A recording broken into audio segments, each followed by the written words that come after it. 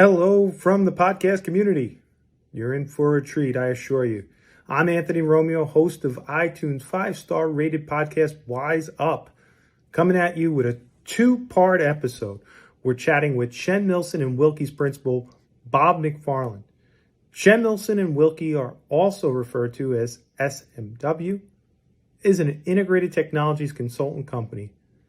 They focus on 5 interconnected disciplines: acoustics, audiovisual, telecommunications, network communications, physical security, medical equipment planning, and mission-critical data centers. In our two-part episode, we're going to learn why Bob has flunked on retirement and not only receives A+ on life, but also grades them as an adjunct professor at Marist College. Hello again, everybody out there on Spotify, Apple iTunes, Google Play, wherever you're streaming your podcast. Wise Up welcomes you back. I'm Anthony Romeo, your host for now, till they get somebody better. They don't really pay me much, so this is what you're left with. But 4 seasons of this 5-star rated podcast. I applaud everybody's comments and efforts for listening. Streaming now in 13 countries, golf clap. So today we have a special guest, as we always have special guests, but I have to say the person today that I'm speaking to is so far the most interesting person, the most interesting man. You've seen that commercial, I assure you. Bob McFarlane has surpassed the most interesting man from the Dos Equis commercial, as he has an extensive career, not only in the telecom field as a consulting firm working for Shen Milson Wilkie, but we'll get into the details. But Bob's been doing this a long time. I could not do any bit of justice to give him the well-deserved introduction because he's been doing this for a long time. I'm going to say more than 5 years, Bob. What do you say? The data center part, or well, just in general, in the telecom data centers. I mean, data centers. When you started out, let's go there. When you started out, what was a data center when you started out doing consulting work? Well, first of all, I think you have to add a 0 to that number. But anyway, when I was in college and took my first computer course, it was on what's called IBM Unirecord equipment, in other words, punch cards. And the so-called computers, which were IBM business machines, were programmed with little jumper wires that you plugged into a phenolic board full of holes and then put them into the machine, and that's what told the machine what to do. And by my senior year, we got our first actual computer, which was put into a room that was like a refrigerator. And that's a big difference nowadays. And you made your program up and you went to a punch card machine and punched the program in and took it into the computer, and it compiled it into a deck of cards that had to go in a box. It was so big. And if there were errors in your program from there on, you had to actually go into the computer machine language, find the errors, go to the punch card machine and repunch the machine code, because computer time was way too expensive to go in and recompile that program and punch out another whole deck of cards. So something that I've emphasized to people for a long time, once I realized the importance of it, is the importance of fundamentals. And with fundamentals, if you know the fundamentals, and they're not really teaching a lot of that today in the computer world, unfortunately, but if you know the fundamentals, you can move almost anywhere within a given professional range. Personally, so let me ask you this. So again, folks, Wise Up, season 4, Bob McFarlane from Shen Milson Wilkie, but also a professor at Marist College. So adjunct professor. Adjunct, I apologize, adjunct professor at Marist College. And he's with us. He's talking about the fundamentals of a data center from his perspective. So for those of you who have listened to WISEUP many a times, we thank you for that. It's really bringing attention to the stuff above the ceilings and behind the walls that's making it all work. So in today's episode, again, Bob's going to be doing us a great deal of service by telling it from his perspective, the evolution and the data center. And as he was just so describing the beginning for his career within the technology world. I mean, I like when you were saying to me, Bob, that you flunked retirement. So that's a great line, I have to say. Totally. That's like when my dad tells me he's playing golf from the forward tees and not the senior. They don't have senior tees; they have forward tees. Oh, I see. So again, this show can be streamed on Apple iTunes, Google Play, anywhere you're streaming your podcast. Bob and I, we thank you all for listening in, and there's not going to be a commercial for any type of pills or prescription. So just hang on tight. We're talking about the fundamentals of data center. Go ahead, Bob. Well, and I think it might be worthwhile to just quickly go through my career history, because sure. And I just brought up that fascinating. I'm sorry. I was just saying that I just had to throw in there the adjunct professor. Most people don't find the time to have a regular job. You have a regular job, and then you're teaching young minds, and he's also hanging drywall, folks. So he doesn't. I'm gonna get yelled at by my wife after this episode because she's been telling me to paint the house, and I've been pushing it off. So thanks, Bob. Continue. Well, first of all, everything I've done has led up to what I do today. Somehow or other, it's all contributed to the ability to morph into different things as the world has changed and technology has changed. I actually have dual degrees in physics and engineering, and as I said, fundamentals are critical. And without the physics background, I don't think I could have done all the things that I've been privileged to do. And one of the reasons that I teach is, frankly, to give back. I have been so blessed and so lucky in my life with so many mentors who have given me so much. I feel it's just an obligation to also give back. But I enjoy the teaching, and I certainly enjoy my students. As someone once said, when you teach, you learn more from your students than they learn from you. So my first job was actually as research engineer in the Department of Hearing and Speech Science at Colorado State University. It was considered one of the top 5 research laboratories of its kind in the auditory acoustics area in the country. We were very lucky to get grants that provided us with equipment that most people never get to even see, let alone use. And again, it was the physics background that enabled me to even read the manuals on this stuff and to learn it. And one of the proudest things from there was that we developed a test called electronystagmography. I won't go into what it is, but it was actually used by NASA in space. And I was watching a broadcast from space one time when they actually ran that test on one of the astronauts. And it was a pretty proud moment since we developed it. Right, of course. I was also an adjunct instructor at the time, co-teaching graduate courses with the chairman of the department in psychoacoustics and bioacoustic instrumentation, all stuff that evolved out of the knowledge of physics. It wasn't until sometime later that I really started putting the engineering background to work. From there, I was recruited to go to Northern Illinois University in DeKalb, Illinois, as Assistant Director of Campus Communications, where I designed audiovisual systems, the automated FM stereo PBS broadcast station, instructional television studios, and in conjunction with the head of computer services, developed and put up the first computer teleprocessing system on a college campus.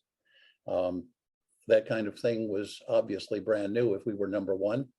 Wow. And the result was that when he left the university, he brought some people with him, and I became Director of Engineering on the nationwide Blue Cross Blue Shield computer network. This will become obviously some number of years ago, because in that role, I developed their new high-speed network terminal, 1,200 bits per second. Hold on to the seat of your pants. A screaming speed. Screaming. So from there, through a series of unusual circumstances where a consultant from New York had worked with Northern Illinois University, and we got to know each other very well. He had, as a student, as a graduate student, he had worked with his major professors on the design of the technology for Radio City Music Hall in New York City, if that gives you some idea of the level of prestige of this man. He designed 6 of the pavilions for the World's Fair in New York way back then. Quite an individual, and again, a mentor who took me under his wing, except that when he started talking seriously to me about coming with Hubert Wilkie, and I wanted to fly up to New York and see what he was really talking about, I called and found out that he had passed away the day before. Oh. So I ended up meeting Hubert Wilkie at the memorial service. Rather unusual set of circumstances. I would say so. But as I've said, if you take advantage of opportunities when they arrive, it can turn into interesting things. And I ultimately was brought in by Hubert Wilkie. I incorporated the original audiovisual consulting firm, incredible prestige in the world. My first assignment while I was still with Blue Cross Association was to do liaison work with them on the Sears Tower in Chicago. Not a bad starting point. No. So then when the time came that they thought they could make use of me, they brought me to New York for a few months, but then sent me to open and run the Middle East office in Tehran. I was supposed to be there for 3 years. Didn't quite last that long, a little over a year before we got out of Iran 2 weeks before the Shah fell. Oh, wow. Oh, wow. Yeah. I was just watching a documentary on HBO about that, and that's amazing that you were able to get out of there, because heads did roll, and you're very lucky. So talking about the hand on your shoulder again, Yeah. right? Yeah, it was a matter also of taking note of reality. And the interesting thing was that the reports I wrote back to New York and had to basically smuggle out with people who were leaving the country at different times because you didn't dare mail them. In New York, they read the reports and saw what was happening and pulled us out. I was too close to it to really see it. So kind of interesting. But at any rate, I mentioned the prestige of Hubert Wilkie Incorporated. I was again lucky to be involved with incredible people. One of the principals of the firm was Ray Wadsworth, who had designed the optics for the teleprompter. and had designed the optics for the Norton bomb sight, which was given credit for our bombing superiority in World War II. So we're talking about some pretty prestigious individuals. I would say. And to be asked to join these people was something I really wondered if I was up to. But at any rate, in those roles, I designed audio and television studios. We designed television studios for most of the major corporations in the country. If you remember the Tylenol scare. Yes. Johnson & Johnson credited the television studio we had designed with their ability to get through that pretty much unscathed, because the studio was full professional, and the president of the company could take his elevator down and have his own cameraman not shooting weird pictures of him, and his own people on the consoles, and give the feeds to the networks. And if they wanted to interview him, that's what they had to do. Since everything was full professional, they couldn't deny it. And as a result, he had control over the message as well as the medium. So that's the kind of thing we were doing. But as things developed, I ended up through a series of unusual situations, also developing a new practice for the firm in telecommunications. I published the foundation papers on building cable design when AT&T divestiture occurred and they no longer were responsible for cabling and buildings. We developed that entire area of work, which has now become a professional certification. Published the foundation paper on video teleconferencing when it was in its infancy. And then through another weird circumstance, developed a new practice in financial trading floor design. Hubert Wilkie wanted to retire at age 65, and he did. And the firm was taken over by one of the 5 principals, who managed to run it into total and complete bankruptcy in 14 months. Despite the fact that we had 32 IBM projects in-house, and our clientele included more than half the Fortune 500. So word went out, and nobody believed that a firm of this prestige could go under. And I ended up being recruited by a man who had developed a competitive trading floor consulting practice. And within a few months, he wanted to get out of it, and made it possible for one of his people and I to acquire it. So for 12 years, we had our own firm, Interport Financial, designing financial trading floors, over 100 of them, and the computer rooms that went along with them. Hubert Wilkie lost his retirement in that process because he held the paper, and he joined forces with Fred Shen and Dennis Milsom, who had started an acoustical consulting firm, and he added the audiovisual component and rebuilt that practice. Then Shen, Milsom, and Wilkie acquired my firm, Interport Financial, in the year 2000, and I've been there ever since. Wow. That's So I mean, you're bragging. Like I feel like I have not done enough in the time that I've been on this earth. And I thank you for making me feel awful. No, I'm just kidding. It wasn't the intent. No, it is terrific to hear. And for those, again, who are listening or just tuning in, we're speaking with Bob McFarlane on WISEUP from Shen, Milsom, Wilkie. Shen, Milsom, Wilkie is an international integrated technologies consulting firm specializing in 5 interrelated disciplines: acoustics, AV, multimedia, telecommunications, network communications, physical security, medical equipment planning, and what we're here to talk to today about, Bob, data centers and the fundamentals. And from his perspective, he was giving an extensive background of why we want to listen to him. And it included stories of the World Fair, the bombing to win the war.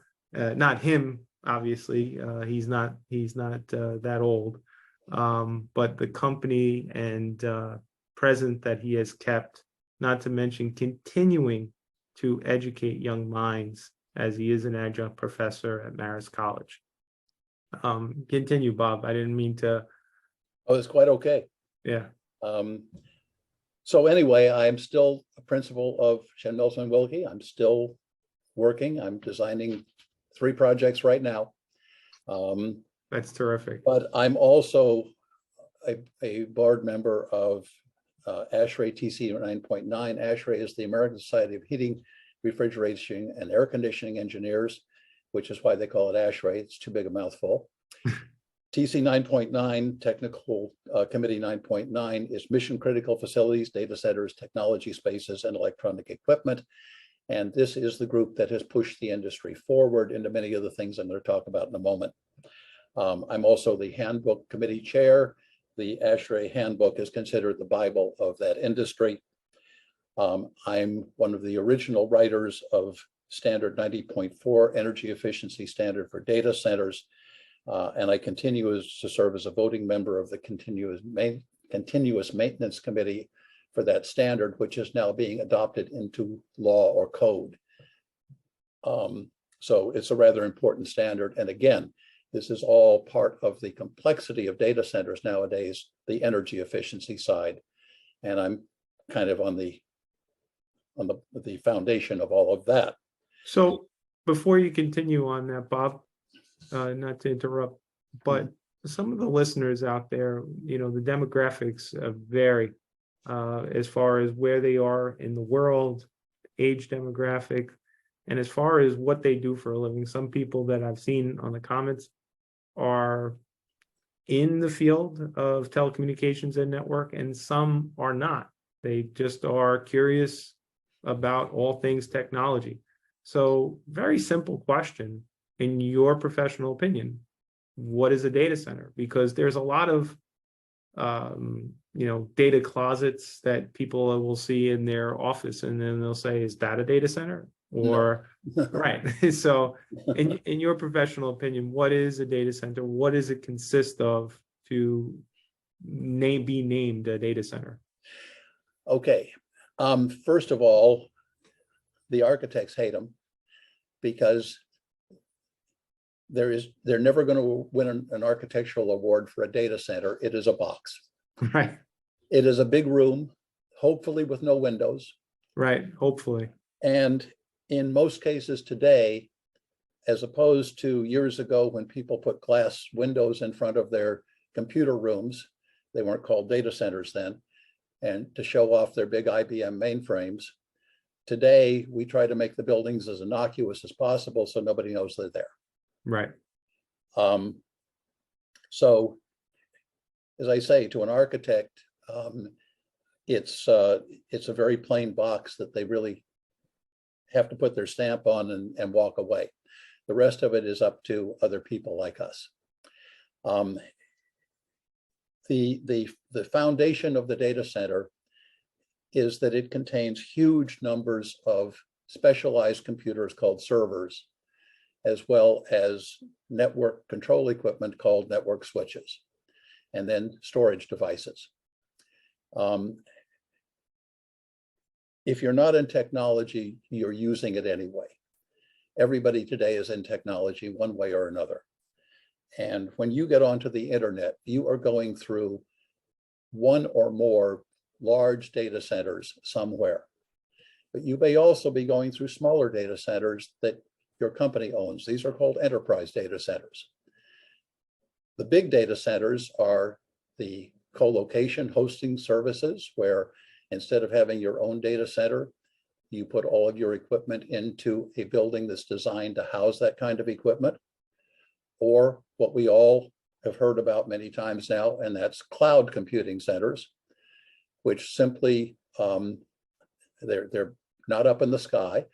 But as far as the communication services are concerned, they're out there somewhere rather amorphous, certainly invisible, and that's why it's sort of called the cloud. And these are just enormous data centers, not the ones I designed because they have their own people. They're building them to certain standards and they have their own specialists. But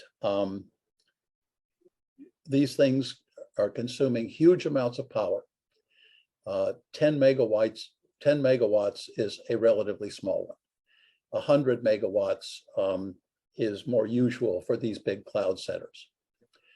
And one of the reasons that they're gaining so much attention is because of the fact that now there are so many of them, these mega data centers, that municipalities are holding hearings and getting all sorts of objections to having them built in their areas. There are a lot of misunderstandings. There's a situation in Virginia right now where there are long hearings being held about opening a larger corridor for large data centers. What's your take? Because I like to ask you something on that.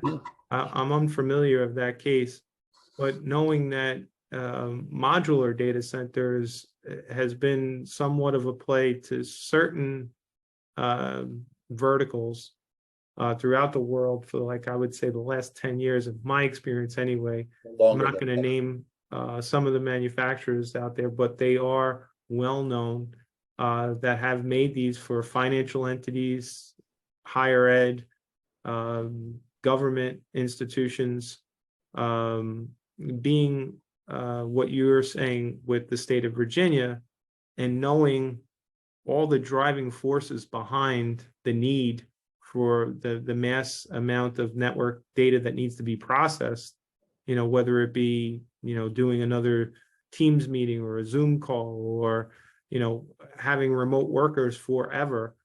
The network is going to have to need so much redundancy. So having data centers is going to be more than ever before. Sorry, architects, they're not going away. 5G initiative, AI, and definitely into the automobile industry. I just see it not going away. I see it, just growing so much. What's your take? Well, the take is you're absolutely right. It's growing by leaps and bounds, and that's partly because we're demanding it. We are demanding faster and faster, easier and easier access to more and more and more communications ability and data. Something people don't realize: when you send an email, the average email uses 5 watts of power. By the time it goes through all of the different data centers that it passes through, jumping from place to place for you to send that email across the country or across the world, on average, it's using 5 watts of power. You mean it's not magic? No, multiply that out. Storing videos is even worse. And in a presentation I've done on the energy efficiency standard, I've kind of jokingly referred to data centers being more important than storing people's cat pictures. I have no objection to cats, but I'm allergic. I don't care. but the fact is that storing all of these photographs, storing all of these videos, which are far, far, far worse, is using enormous amounts of electricity, enormous amounts. And this is where we're going to run into a problem.